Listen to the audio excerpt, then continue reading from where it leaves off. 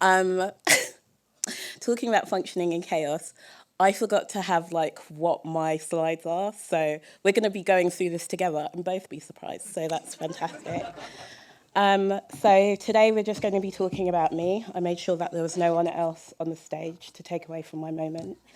And yeah, I'd like to talk to you about my problems. But before that, I just wanted to introduce myself. My name's Cassie. I'm a co-founder of Black Twitch UK and also founder of Nox Lumina, which is like an events company. And I also own a care agency. And because of this, I try to function like a semi-normal person, but I have like different tools in place. I wanted to talk about some of the things that I do. I do streaming as well. So I feel like I've got 4 different things going on at the same time, but I enjoy what I do. So we're going to be talking about that today. Introduction to me. I thought yeah, that's it. There's nothing else to add, just that. Thank you. So, in a world full of chaos, seeking balance, building community, and maintaining professionalism are essential to achieving success and fulfillment. That was something that was like a takeaway for me, and I have that like on my wall to remind me of what I'm doing. So chaos, chaos is a state of complete disorder and confusion, which is my daily life, which is exactly what we're going to be going through today. Finding calm in chaos is essential to maintain balance, focus, and productivity. I think being gamers and being streamers means that you take in a lot of things. You take in a lot of people's opinions. You take in what's on the internet, and you have to try and maintain something for yourself, as well as moderating community. You're moderating yourself.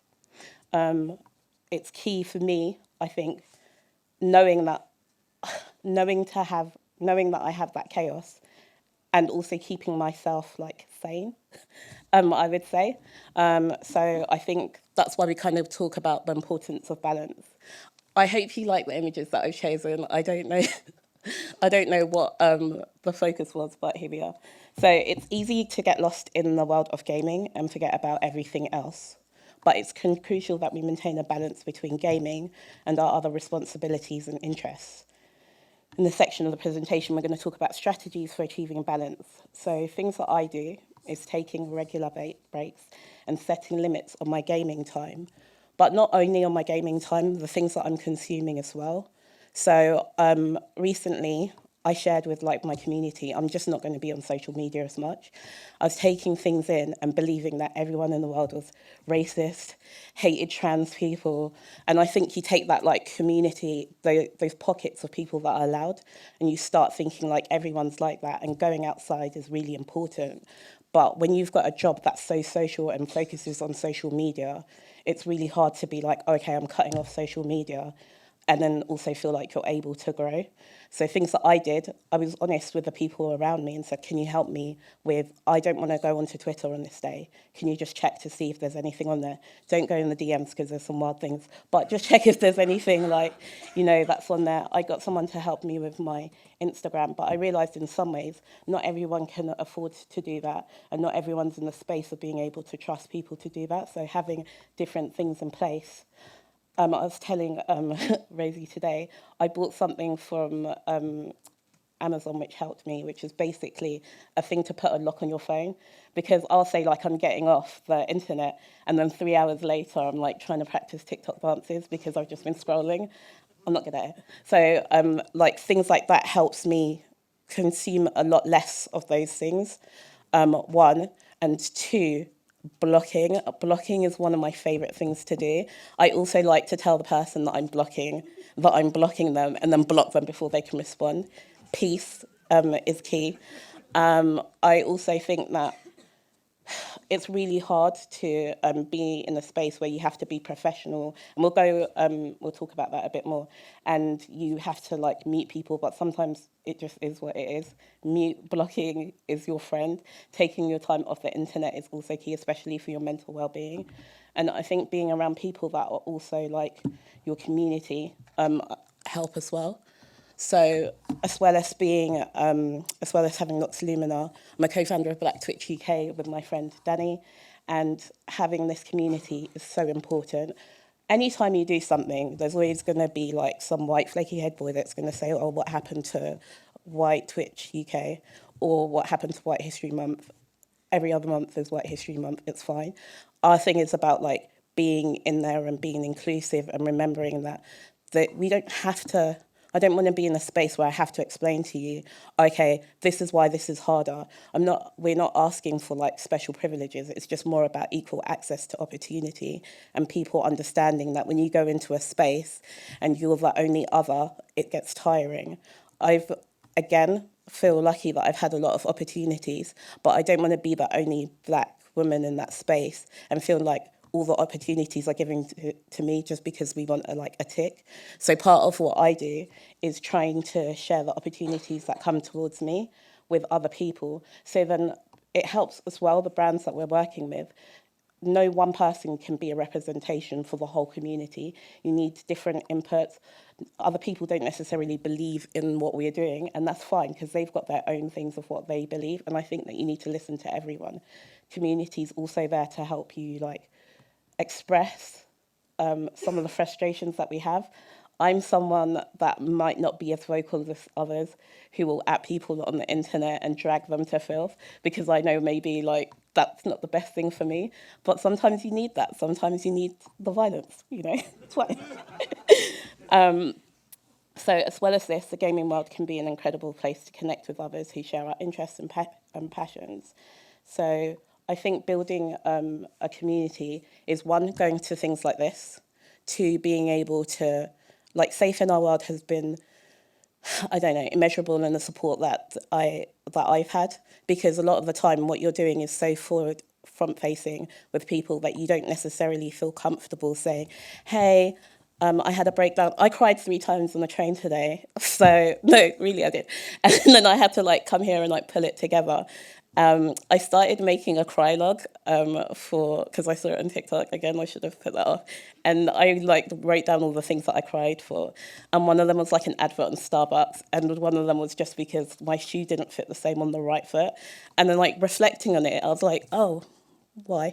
2, I don't know, just having that thing of acknowledging, sometimes you're just going through things, sometimes you just need to cry, and sometimes you need to break things. And I don't know, having the team of people behind closed doors that I can just speak to and tell okay, this is what I'm feeling, this is why it's hard to say what I'm feeling. And then, I don't know, just having that space to do that is key. I say all of this, and I still don't talk about my feelings. It's a process. I think it's a thing of acknowledging what you need to do, and then you have different tools in place to help you kind of get through that. And I'm not a professional, a mental health professional, and so having a space where people are there that kind of understand and acknowledge that is important. So, yeah.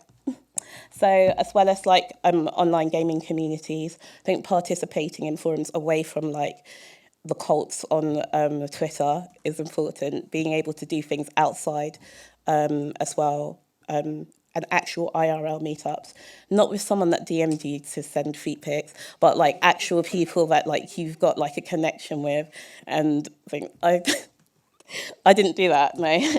Anyway, so let's talk about professionalism. So also, part of professionalism, I think this is a bit that I struggle with the most, mainly because what we do is so social. So you build genuine connections with people from going to events, and you've got friends, and then they end up working in the gaming space. So you have the point of where you've got your friends that or that they're streamers, and then you've got the professional bit where they're working, and you can't talk to them about how they were busting twerks on the on the club floor a week ago. So there's boundaries that should be put in place, and I missed a workshop that was on earlier about setting boundaries, but I think that was really good, and I'd love to hear more conversations about that. I have someone that's a friend who is a streamer, but she works at a place that I do a lot with, and in that space she's in a managerial position. We never talk about work off emails. I don't even refer to her as her Twitch name in emails. there's like a clear boundary in there. And I think people not understanding that, one on Twitter and one in the meetings that they have would be impactful. When people speak to me and we're out and they talk about work, I don't have boundaries with myself sometimes about stopping work. So then I don't know how to stop. So contacting me at like 3 a.m. to talk about like work means that I'll continue to do it. So I have to try and do things for myself to set those boundaries. One, I got two numbers. So one for purely for work and professionalism, two for personal things. And that was necessary. It's helped keep my peace a lot more. And it also helps the people that I'm talking to, because I can be unprofessional as well. When I've got like an idea, I did the same thing. I did something yesterday. I said all of this. And then something came up and I messaged people on a Sunday, like, hey, do you want to go to this thing next week? And even though everyone was happy about it, there still wasn't that boundary that I'm trying to like put on myself. So that's really important. Also, I think, and this one's going to be a bit of tea. Let me see if I put a slide on it, because I decided to add it in last time. Avoiding, oh yeah, literally. Love me. All right, so avoiding toxic behavior and negative interactions with others. When it comes to your stream, there's things that you put in place when you're streaming, like you have moderation, and you need to put things in place with moderating yourselves. But when you're out and you're going to events, when you're working with professional, it's really hard to kind of like, I think, moderate that, especially if you're someone like me. I'm a people pleaser, so I will literally do things, and even if I'm uncomfortable, I'm still going. I pretended that a demon left my body because I got uncomfortable because I was pulled up on this on the stage and they were like, we're going to exercise again. I don't know what to do. So I was just like, oh my God, the demon's left, just because that's how much of a people pleaser I am. And then afterwards I was like, why did you do that, Cass? Why? What was the reason? Anyway, setting boundaries for ourselves when it comes to working and personal life. I think one is what we were discussing about, but also when you're going to events, I think it's good to have fun, but the alcohol at events means that there's a lot of times when you've seen pictures of your leg up on someone's shoulder and maybe it shouldn't be, so let's delete those pictures. And I don't think that when we, sorry, I don't think that people talk about that like enough. I think there's a lot of things that get taken away from events, and people don't have that key way of like professionally speaking to people, whether that be people in higher positions that are talking to vulnerable people as well. We'll get to that in a moment. Balancing competitiveness and sportsmanship, sexism and discrimination. When we're talking about professional jealousy, that's a whole other like platform, but I think no one necessarily knows the work that people do behind closed doors. So looking left and right and thinking, oh, I want to compete with this person, I can do what they're doing, why do they have this? One is going to screw with your mental. That was me censoring myself, thank you. And two, it's just ridiculous. It means that you're not like focusing on your own path. And the amount of times that I've seen people get stressed out, I understand, because there's in a space where you're like in the gaming, where an emerging space that's doing really well, you have no measures of knowing like, should I be doing this? Am I successful? You see other people and you don't necessarily know like, am I falling behind everyone else? I think it's really important to focus on what you're doing. It's okay to be inspired by others, but measuring yourself by the things that people have achieved and you have no idea what's gone behind it means that you're just going to end up like, again, suffering and making you feel like you're not doing enough, and everyone's got their own individual path, and that's really important. But on the same hand, being in places where opportunities come from other people means that it's really easy, one, to manipulate, whether you're the person that's providing those opportunities, or be manipulated because you feel like you can't speak out against people. A friend of mine wanted to apply for a job last week, and I was talking about this behind closed doors, earlier, she wanted to apply for a job. In her previous job, he had been inappropriate to her. Nothing like, she didn't feel like he was too forward, but when she left the job, he said, oh, it's a shame that I didn't get to do whatever with you before you left. And she was like, okay, like you do, and just was like, oh, I'm never going to speak to him again. When she's gone for a job and he's working there, so she's not going to apply for the job. People don't realise the impact that has on people. And there's so many stories like that. There's events that I've been into. I went to an event and someone, the managing director of like a big gaming thing, pulled my wig back, and he was like, oh my God, I love your hair.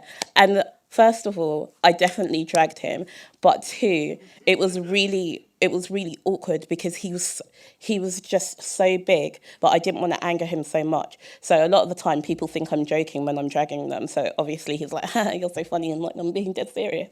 But it was really uncomfortable for me. And it's a case of like, how much can you speak up for yourself, but also be able to maintain like safety in the space that you're in? And also, what do people around you do? And a lot of the conversations that I have is about people having like an injustice or seeing things that are done that they feel uncomfortable with, but they can't speak out about it, because if they do speak out about it, they're not going to get opportunities. They feel like, oh, they don't know the right person, so that person can block them. I've had the same thing happen to me, but my pride is so much, mainly because my mum's from Ghana, so she's like very jollof driven. But I feel like there's a lot of things that I could do to grow faster or to go to the right people, but I don't like the path that it would take, and not everyone else is going to feel as comfortable to do that. And I think being able to speak out about it, other people being in the room speaking out about it, is key. But also, I think there should be tools for everyone, whether it be like marginalised creators, anyone, to be able to say, look, this is something that's happened. How do I speak about it? In my main job, obviously, I run a care agency, so we have like whistleblowing policies and procedures. You don't really have anything like that in the gaming space. It's really hard to have someone, there's no one that's looking after you or feeling like you're protected. So yeah, I've raised a problem, don't know what the answer is to that. So if anyone's got any like ideas, that would be important. But I think talking about setting boundaries is really key. Okay. Tips for balancing work and personal life. I feel like I need to read this myself because I don't know. Okay, set clear priorities and boundaries, as we discussed. Learn to say no when necessary. So one of the things that I also have an issue with is like setting budgets, or feeling like if I say no to something, that I'm no longer going to be able to get an opportunity to be able to do something, even when I know it's unfair. I've spoken to, again, this is something that happened just 2 weeks ago. A brand made me sign an NDA, and then they told me the rate that they were going to pay me, and the rate that they were going to pay me was ridiculous. And they did that with several other creators. And then after everything had happened and like they've gone through whatever, the amounts that they'd offered between myself and other people was so ridiculous. It was so ridiculous. I'm talking about the difference between £150 to 1,500, and with people with the same metrics. So, and then the people that said no to how unfair that was felt like they wouldn't be able to get any more opportunities. So I don't know what there is in place to be able to protect creators when they say like, this isn't fair, but how do we like communicate? And one, communication is key, but when people start limiting certain things, like putting NDAs, and that's the first time that I've seen something like that, especially when it's not just about, but it's purely just about like rates. I think it gets a little bit manipulative, and also creators don't feel protected because they don't know how, they feel like they have to accept less to be able to get more opportunities, but people know what their worth is, and I don't think that they should be bullied into not doing that again. It also makes you feel like, oh, I'm not going to grow, I'm no longer going to get things, and again, screws with your mental. Make time for self-care and relaxation activities. I don't even, my gaming is my self-care, but obviously now, because it's my job, it's hard for me to be able to, I keep certain things for myself, like no one's going to be watching me play Zelda, that is for me and myself and I, because I don't want everyone to see me failing continuously and angrily for like 3 hours. But again, doing things outside is really important as well. During lockdown, that was the hardest time for me. I don't even know, and no exaggeration, I didn't think I was going to make it out alive. It was so depressing. Definitely like Discord and community helped, but then again I was taking in everything and then thinking that was real life. I was thinking that like the things that I was reading was real life, people being murdered in the streets was real life. It was continuous, and then I felt like I was trapped. As soon as I started going outside and I started talking to people and started just to do things away from the computer, especially from someone that works from home, that helped a lot. I think when we say these things, though, I looked yesterday when I was going to like write down a list of things to do for London for when you feel lonely and when you feel like you're alone in London, and everything was like, oh my God, go to a hot yoga retreat, touch the air. And I was like, look, well, I don't understand. This isn't helpful. Like having actual helpful things that's useful for people is important, and also for, sorry, not to dismiss it, enjoy your yoga. But like, I think having realistic things, and also understanding that not everyone has access to like the money that they're saying. One of the things was like, oh, you could go to this retreat for like £300 and then just get like and then I had to add in things to do in London when you're black and broke. And then they were like, so get some paper and draw in Hyde Park. I was like, that's realistic, I can do that. Having tools out there and sharing things with people as well, I think is really important. I share everything, maybe too much sometimes, and sometimes it makes me feel exposed, but the amount of people that come back to me and say like, I really understood what you were saying, I understand like how it feels to feel like isolated. I'm like, good, can you just kind of react to that on Twitter, because it makes it look like I'm whatever. Okay, so again, encouraging open communication and active listening within your community. This goes back to what I was saying about people feeling like they won't have access to opportunity if they don't know the right people or if they speak up against people. I think this is the hardest. I think encouraging people and being a safe space. People say safe space, but don't actually know what a safe space isn't. A thing of like, oh my gosh, let's play Animal Crossing together and, and still be really toxic. A safe space is being able to communicate and feel like you're being listened to, and acknowledging like, I don't have the tools or resources to be able to help you, but here is what can help you. And also checking in where you can, but when you can't, just being honest and say, hey, I don't have the capacity to deal with anything in life at the moment, but I care and love you, so these are the things that you can do. And then a whole wealth of things. And again, professionals, Safe in Our World, Samaritans, there's a load of like access to information that professionals can deal with. I want to underline again, like most of us are not professionals. And I learned that the hard way when I was sitting there doing like mental health talks, and people would come in and they would ask me advice. And I was like, I'm literally wearing a wig from like 3 weeks ago that has like the smell of rum in it. I'm not the person that you need to speak to right now, but here's who you can speak to. Okay, and that's important. Celebrate successes and support each other during challenging times. I think this is the thing that I feel the most. I've really struggled with achieving things, and I started not to shout out the achievements that I made because I feel embarrassed, like I was bragging. Like, I was making people feel bad about not doing the same things that I was doing, or I felt like I would be supported less when I started doing things, or when I like failed at things, I didn't want to put it out there in the community. Now I just put it out there. So today, I shared on Instagram, my bum's got bigger, and that's a big achievement for me. Thank you. Thanks so much. I don't know who's clicking in the back, but thank you. Okay, we're going to skip a bit past professionalism in the workplace. I don't know why this is a picture that I've gone through. I think I got tired at this point. Thank you for joining me in exploring the importance of balanced community and professionalism in managing chaos. I don't know if I've given you any tools to manage chaos, but I am here for you to ask any questions. Yes, I am single. Thank you. Thanks. Okay. Cheers.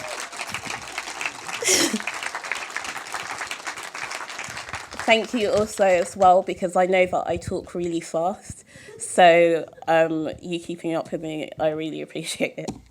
Okay, does anyone have any questions? If not, I will make my own questions, and you don't want that. Okay. No? Okay, all right. What? Oh, does anyone else have any questions? Okay, what do you want to ask me? What would you like to see more of in events for the games industry specifically? Literally more fun things, rather than just relying on alcohol, because there's just there's too many pictures that need to be deleted of me on the social media. But also more inclusivity, not just for I think there's like it's really boring when they have the same list of the same people. Even myself, I'm like, oh hey, nice to see you again. I think there's loads of people. There's so many creators. There's so many people within the space. There's so many professionals. So seeing more people, one, and two, doing things outside of London is really important. Or making things accessible for people that there's accessibility is really important as well, whether that be accessibility to opportunity, but also being able to physically allow people that have different budgets, who have issues around like physical accessibility. It's important, and I don't see many people kind of being inclusive in that way. It just makes it feel like the space isn't for them, and they have to make all those adaptations for themselves, or be treated like the other. If it's organic within the events, and you know, that's good. But also, check out my brand, Lux Lumina, that does events. Was that like a thing to like promote myself? Yeah, Thank you. you're welcome. Thank you. Thanks. um, okay, go on. So you mentioned that your life is quite chaotic and you do Black Twitch UK and events and streaming. How do you manage that and set priorities for yourself? Do you have any advice for us who are all trying to juggle work and life and family and everything else? Like, how do you prioritize that and how do you manage your chaos? Okay, so one, I had to put in, there's like several things that I've done. So I had to actually write down a list of things, and I don't know this is going to make sense for anyone else. I had to write down a list of things that I have to check, and I put them in order. And it's literally like work email, Black Twitch UK email, Nox Lumina email, and then Twitter DMs, and then I put a list on them and I go through an order, but that's because I'm a gamer, so I like to do it like a quest, and now it's really helped me, so I go through each one of them, and it's the only way that I've started to manage to catch up on things, because I started to see like messages that I hadn't responded to in December, and I literally don't know how to say thank you, Merry Christmas to you too, because it's like April, but I started doing that and it's helped me immensely. One, just writing it down and ticking it. I think to-do lists aren't necessarily the best for me because I don't know how to prioritize well. So having that literally linear and then starting over again helps. To understanding, and as much as I get excited about things, I think doing Black Twitch UK and Nox Lumina is really amazing, and I like to see the benefit of it. But that means that it makes it so easy and I don't get paid for it. So I need to remember, like, I have my main job and I have to prioritize things like that, and then switching what I'm doing. So I had an inspection last week where we get like inspected by the Care Quality Commission. I had to drop everything that I was doing to prioritize that, and then to like ask for support. My biggest thing is not asking for help. I don't know how to do it, and I feel like that's just because my mum was an overachiever or made me be an overachiever, and there is literally no weakness in asking for help. In fact, it's better to, because then you're providing something more. It's really arrogant for me to assume that no one else can do things. So one saying, I like, can someone else do that? And then also listing out like things and putting it in a calendar and locking the phone away. Literally locking the phone away is the only thing that I can do. Other people have like self-discipline, but I literally ate M&Ms for breakfast today, and today's my first day of my diet. So I don't have that. So putting things and knowing where my weaknesses are and is really important. So it's about being reflective as well. So yeah, those. Hi, Cassie. Oh my God. Was that you clicking in the background earlier? No. You're a liar. Go on, what do you know? Well, since you have like such a fantastic community that you've curated, I kind of wanted to ask, how does that process actually happen? I mean, when you're a big streamer such as yourself, the online space is such a free-flowing like environment. Like, it's who can control the internet, I guess. Mm-hmm. So I guess the question is, when you talk about having a community that you can actually support, that you can actually be an integral part of, and you're making that, sort of like creating that space, how do you actually manage to create a community that you feel comfortable in? Like, how do you lead a group of people, I guess is the question. Just want to say, don't have a cult. You saying lead the group of people. Okay, would you like me to change my words? No. So one, being unapologetic. It's really exhausting trying to, be something that you're not. So I have literally been unapologetically me from the beginning. And that means that people won't like it sometimes. I lost, like, when I first started streaming, I didn't really have the same community that I had at the beginning, and I didn't really, I was just there and having fun, and I started to speak out about things a lot more. And one of the people that had been supporting me from the beginning and, like, donated to my stream lots was like, oh, BLM is a hate group, Cass, you can't talk about this stuff, blah, blah, blah. And I was like, okay, that's fine, you can block me. I'm not going to dial down anything that I have to say. I don't think talking about people's rights means that it's political. Look, people have the freedom, should have the right to, like, live, full stop. Anyone that doesn't like that, you're not going to be comfortable in my community, and that's fine. It just means that we are not going to mesh. I think talking about the things that you feel passionate about and being yourself from the beginning means that people can accept you for whether they like you or not. Other people's opinions of me is not my business, and I have to remember that a lot. And that's the same thing that I say for everyone, like, trying to make everyone happy because you want to grow is going to just end up being a community of people that you don't feel comfortable with. And I think that's kind of why I've been lucky to have people that feel happy with disrespecting me as much as I disrespect them. So, yeah, love that for her. I think we have time for one more question, because I don't know, I think it's past the time. I can keep talking though if you like to. Hi, I'm Sandra. Hi. I have a question. How do you celebrate your success without having, like, imposter syndrome? Oh my God. Let me tell you. I don't even know. I think I need to get better with that's also a reflective question for me as well. I think writing down, and I started to bookmark things that I did. Sometimes, like, people would, and I still get really excited about things that people think are small things. I get excited when people, like, shout me out or people say positive things about me. I write down the positive things that people say. At the moment, I'm, like, going through things, breakups, dramas, whatever. I'm not feeling really good about myself. So I keep, like, taking notes of things that people have said about me and trying to, like, remember, like, okay, people, you may not see yourself like this. People do. There's something good in you. And then, like, looking back on what I've done as well. Sometimes it feels really surreal. And when you're doing something that's so fast paced, you keep on going and you don't necessarily, like, look back. So looking back on what I'm doing is key. And then also, just sharing it with my family. I didn't tell my family that I had, like, a whole display in Leicester Square. And then my brother, like, got off the train and was like, Cass, why is your big forehead in Leicester Square? And I guess Leicester Square, Trafalgar Square, I guess understanding that people will also get excited even if they don't understand it. My mum congratulated me today for winning a BAFTA.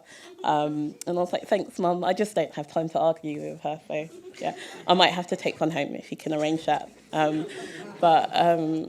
Yeah, talking about it with people and also not feeling bad about the fact that you're doing things. And also, there's so many people that think, oh, yeah, Cass has done it, I can do it. And that's not a bad thing. It just means, like, oh, there's someone else that can do it.